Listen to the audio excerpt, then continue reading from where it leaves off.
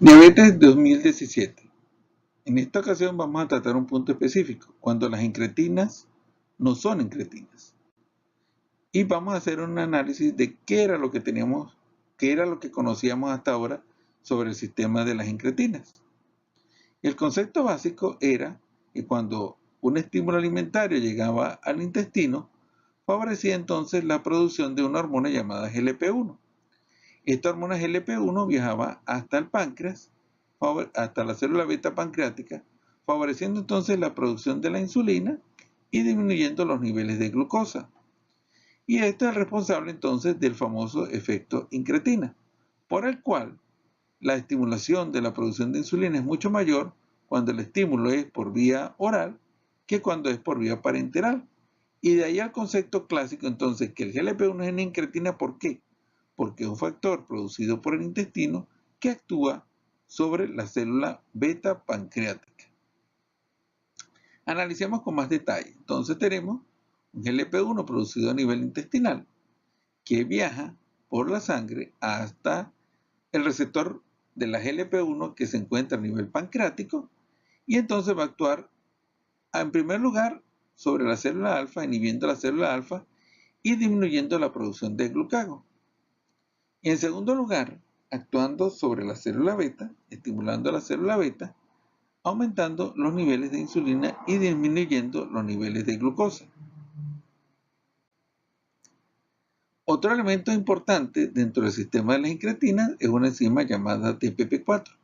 Esta enzima se encarga de destruir el GLP-1 que viaja desde el intestino hasta el páncreas. De esa forma, al actuar la DPP4, entonces va a disminuir, si hay una acción predominante de la DPP4, disminuye los niveles de GLP-1. Y al disminuir los niveles de GLP-1, entonces, esa disminución deja de inhibir a la célula alfa, favoreciendo entonces la producción de glucagón, y deja de estimular a la célula beta. Y al disminuir la estimulación de la célula beta, disminuye los niveles de insulina y por lo tanto van a aumentar los niveles de glucosa. Hasta ahora las estrategias farmacológicas sobre el sistema de incretina son dos. La primera es inhibir a la enzima DPP4, disminuir su actividad, y al disminuir su actividad hay más GLP-1 que puede llegar del intestino hasta el páncreas. La otra estrategia es administrar farmacológicamente GLP-1, de tal forma que al aumentar los niveles de GLP-1 entonces podemos inhibir a la célula alfa disminuyendo los niveles de glucagón y estimular a la célula beta aumentando los niveles de insulina y disminuyendo los niveles de glicemia. Un elemento fundamental dentro de este concepto entonces es que del 100% de GLP-1 producido a nivel intestinal, ya al pasar por los capilares intestinales se destruye gran cantidad de ese GLP-1 y solamente queda un 25% cuando atraviesan los capilares intestinales. Y de ese 25%, al pasar por la circulación portal y llegar hasta el páncreas, de ese 25% solamente queda un 15%. Y la pregunta fundamental que se ha hecho desde el principio es si ese 10 a 15% es suficiente para estimular, para llegar a la célula beta pancreática y producir el efecto farmacológico conocido como efecto incretina. La segunda parte entonces se referiría a la posibilidad de que encontráramos todos los componentes del sistema de la incretina, pero no a nivel intestinal, sino a nivel del mismo páncreas. Y la respuesta es que sí. Desde hace unos 5 años se han venido caracterizando todos los componentes del sistema de las incretinas a nivel pancreático, tanto el GLP-1, que se ha caracterizado a nivel del páncreas, y también se ha caracterizado a la enzima DPP4, también se encuentra de forma constitutiva a nivel pancreático. Este concepto que vamos a enumerar ahora es fundamental. Aquí estamos viendo a la célula alfa pancreática y tenemos que a partir del precursor del sistema de la incretina, que es el preproglucagón, a partir de ese precursor pueden actuar dos sistemas enzimáticos fundamentales en la célula alfa. Uno es una enzima llamada proconvertasa 2, que a partir de preproglucagón entonces favorece la producción de glucagón. Pero si actúa otro sistema enzimático llamado proconvertasa 1,3, a partir de ese pre-proglucagón, entonces se va a producir esencialmente, a partir de ese sistema enzimático se produce entonces GLP-1. Entonces tenemos que a partir del precursor pueden actuar dos sistemas enzimáticos. Un sistema proconvertasa 2, favoreciendo la producción de glucagón a nivel de la célula alfa, pero la misma célula alfa entonces es capaz también de producir, a partir del precursor, por otro sistema enzimático, es capaz de producir GLP-1. Quiere decir que entonces la célula alfa, volvemos y repetimos, puede producir glucagón o puede producir GLP-1. A partir de ese concepto, entonces tenemos una célula alfa. Esa célula alfa, entonces dijimos que si actuaba el sistema proconvertasa 2, va a favorecer la producción de glucagón y ese glucagón va a actuar a nivel sistémico. Pero si actúa el sistema proconvertasa 1,3, la célula alfa es capaz de producir GLP-1 que actuaría sobre receptores de GLP-1 que están situados a nivel del páncreas y estimularía a la célula beta que se encuentra en la vecindad. Y esa estimulación de la célula beta entonces va a favorecer entonces la producción de insulina. Entonces, repetimos, la célula alfa tiene dos vías. Una vía para producir glucagón y una vía para producir GLP-1. Si el sistema que prevalece es de la proconvertasa 2, entonces se producirá glucagón. Y si el sistema que prevalece es el de la proconvertasa 1,3, entonces lo que se favorecerá será la producción de GLP-1, la estimulación de la célula beta con aumento de los niveles de insulina y disminución de los niveles de glucosa. Además de todo esto, tenemos que en la misma célula alfa y en el páncreas existe DPP4 constitutiva, como lo dijimos anteriormente. Y esa DPP4, entonces dijimos que actuaría destruyendo la GLP-1 que se produce a nivel pancreático y disminuyendo el estímulo de la célula beta y la producción de insulina.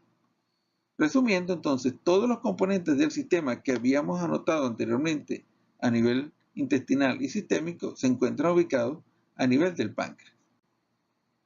Entonces, estas son las conclusiones fundamentales.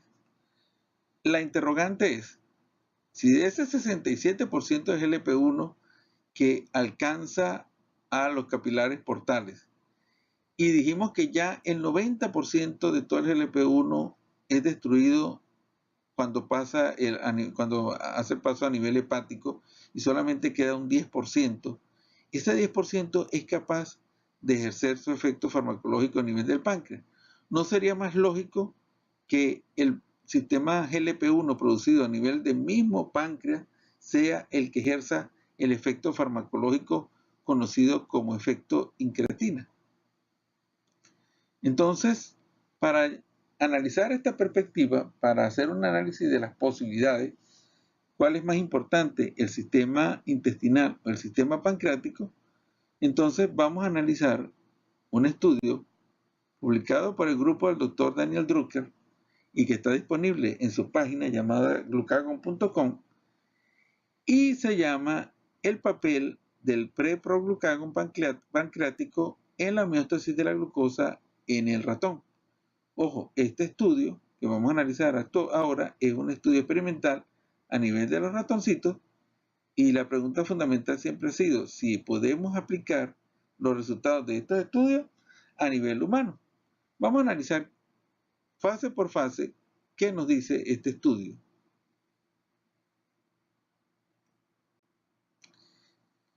En primer lugar, el primer elemento a tener en cuenta. Tenemos entonces un GLP-1 que es producido a nivel intestinal y un GLP-1 que es producido a nivel pancreático. Ese GLP-1, tanto el intestinal como el pancreático, tienen, como dijimos, un efecto fundamental: estimular a la célula beta para producir insulina y disminuir los niveles de glucosa. Es decir, que indistintamente de donde se produzca el GLP-1, el efecto es el mismo, sea intestinal o sea pancreático. Lo que estamos interesados en saber es cuál es más importante de los dos, el intestinal o el pancreático. Veamos entonces acá el efecto incretina. Dijimos entonces que el GLP-1 de cualquiera de las dos fuentes, entonces va a favorecer la producción de insulina y la disminución de los niveles de glucosa. La segunda fase del modelo experimental está dada por el uso de un antagonista de GLP-1 llamado Excedina 9. Como es un antagonista, va a hacer que GLP-1 haga lo contrario a su acción normal. Es decir, que cuando Excedina 9 actúa sobre GLP-1, no va a estimular a la célula beta, va a inhibir a la célula beta, va a hacer que la célula beta que el GLP-1 inhiba a la célula beta, y cuando el GLP-1 inhibe a la célula beta, entonces disminuye los niveles de insulina y se aumentan los niveles de glucosa. Entonces, la segunda fase que tenemos que tener en cuenta es el uso de un antagonista de GLP-1, que hace que GLP-1 haga todo lo contrario a su efecto farmacológico natural, de forma tal que bajo el efecto de excedina, GLP-1 entonces inhibe la célula beta, disminuyendo los niveles de insulina y aumentando los niveles de glucosa. Y otro elemento a tener en cuenta fundamentalmente es que excedina no puede actuar si no hay GLP-1. Es decir, tiene que haber la llave entre excedina y GLP-1 para producir este efecto farmacológico. Y veamos nuevamente de punto experimental qué pasa. Cuando entonces excedina actúa sobre GLP-1, dijimos entonces, disminuye los niveles de insulina y aumenta los niveles de glucosa. Vamos con la tercera fase del estudio. Después que tenemos todo esto en cuenta, entonces, en el ratoncito se utilizó un cambio genético en el ratón. Ese cambio genético, esa alteración genética inducida en el ratoncito, hacía que no se produjera ni GLP-1 intestinal, se bloqueaba la producción de GLP-1 intestinal y se bloqueó la producción de GLP-1 pancreático. Es decir, inhibimos la producción de GLP-1 tanto intestinal como pancreático. Como dijimos anteriormente, Excedina 9 necesita a GLP-1 para actuar. Si no hay GLP-1, no puede actuar. De forma tal que no hay cambios a nivel de la célula beta pancreática porque no hay la llave excedina GLP-1, no se producen cambios en la célula beta sin cambios a nivel de la insulina y sin cambios a nivel de la glucosa. Veamos entonces aquí lo que sucedió. Entonces, se bloqueó la expresión genética del GLP-1 intestinal y del GLP-1 pancreático sin cambios en los niveles de insulina y sin cambios en los niveles de glucosa. Vamos con la cuarta fase del estudio.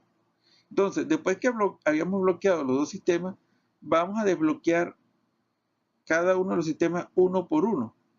Y desbloqueamos entonces primero el sistema intestinal. Y ahora favorecemos entonces la producción de GLP-1 intestinal. Y lo que se encontró es que a pesar de que habíamos hecho que el intestino produciera GLP-1, Excedina 9 no encontraba GLP-1 sobre el cual actuar, de forma tal que no hubo cambios en la célula beta, en la producción de insulina, ni en la producción de glucosa. Es decir, que Excedina 9 no actúa si solo activamos el sistema GLP-1 a nivel intestinal.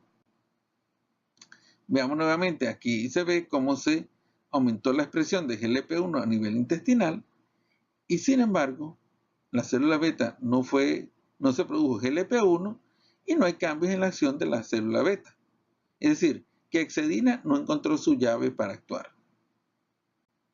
Y la última fase del estudio fue entonces ahora activar el GLP-1 pancreático. Y cuando activamos el GLP-1 pancreático, ahora sí Excedina encontró su llave para actuar, encontró su GLP-1, invierte, como dijimos, antagoniza la acción de GLP-1, inhibiendo a la célula beta, disminuyendo los niveles de insulina y aumentando los niveles de glucosa.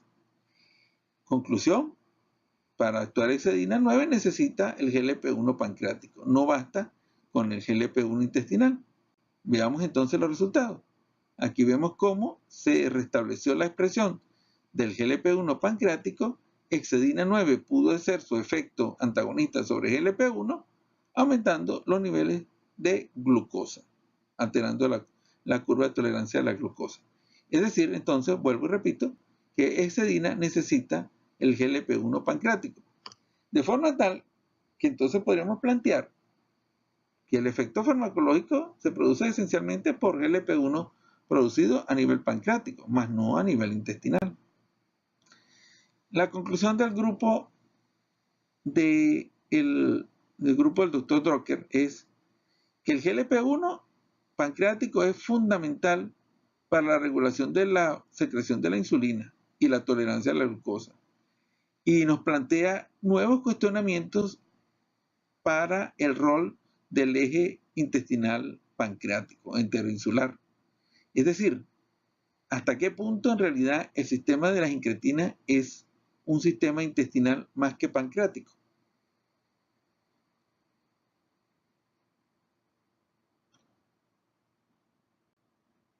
Reflexiones entonces sobre todo lo que hemos comentado hasta ahora. En este mismo mes en que estamos reportando el estudio del Dr. Drucker, hay otro estudio similar y plantea unas características un poco diferentes, unas conclusiones un poco diferentes. Dice que en condiciones basales, normalmente es suficiente con el sistema, en condiciones normales, es suficiente con la producción de GLP-1 intestinal para ejercer el efecto sobre la célula beta. Pero que en condiciones de estrés metabólico o de envejecimiento del sistema, no es suficiente con la incretina intestinal y que es necesario entonces la incretina producida a nivel pancreático. Entonces, de todas formas, el sistema pancreático toma una relevancia fundamental en los dos estudios. Uno un poco diferente del otro, pero es más o menos en esencia es más o menos similar. Y un elemento fundamental del estudio dice que la producción de GLP-1 a nivel pancreático puede ser rescatada o puede ser aumentada si inhibimos a la DPP4 a nivel pancreático. Es decir, que si logramos inhibir la DPP4 a nivel pancreático, aumentamos los niveles de GLP-1 pancreático y hacemos al páncreas más resistente a condiciones de envejecimiento y de estrés metabólico. Y eso llama la atención porque ya en el 2015, en el estudio Sabor-TIMI, utilizando saxaglitina, que es uno de los pocos estudios en realidad grandes donde se evalúa el efecto protector de un inhibidor de PP4 sobre la función pancreática, vemos que la administración de la saxaglitina comparada con el resto de los medicamentos antidiabéticos utilizados en este estudio, aumenta los niveles del OMA beta, a diferencia del resto de los medicamentos, que disminuye los niveles de OMA beta, y tiene un efecto bastante similar al efecto de las tiazolinidionas. Es decir, que en realidad los medicamentos que actúan sobre el sistema GLP-1 sí podrían tener un efecto fundamental en la protección del sistema pancreático. Es decir, que la protección de la célula beta producida por la saxaglitina no es explicada por cambios en los niveles de glucosa, porque en realidad los cambios en niveles de glucosa fueron muy pequeños y que esa acción del inhibidor de PP4 va a retrasar el daño de la célula beta que se produce en el transcurso del tiempo. Estas son las conclusiones de la revista Natural Reviews and Endocrinology, producida también este mes, y nos dice lo siguiente, que el estudio del Dr. Drucker, del grupo del Dr. Drucker, cambia nuestro consenso sobre que el GLP-1 producido a nivel intestinal tiene el rol principal en la homeostasis de la glucosa.